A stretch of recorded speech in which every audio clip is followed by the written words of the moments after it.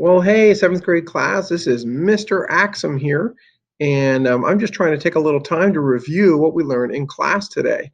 And today we talked about God's big picture. And one of the main things that we learned is that the Bible is one book.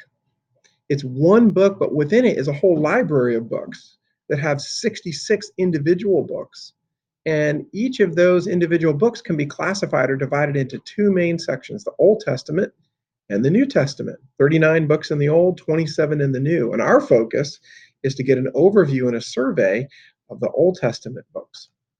But this one book called the Bible tells one big giant story. And that story is God's plan to save the world through Jesus.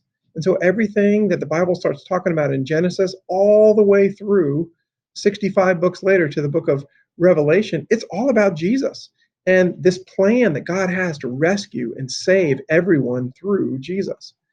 And we've learned this week in our memory verse, 2 Timothy 3:16, that there is one author of the Bible, and that's God himself.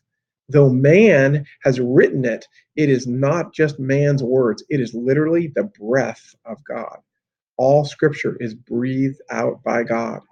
And then this one subject of the whole Bible, and that obviously is Jesus.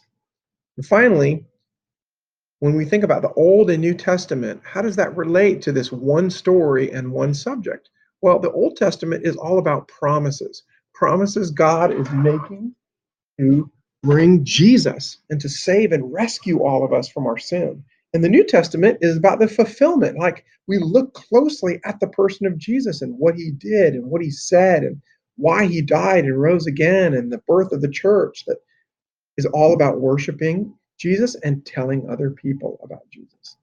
So that's a little review of our lesson. Hope that you enjoyed this.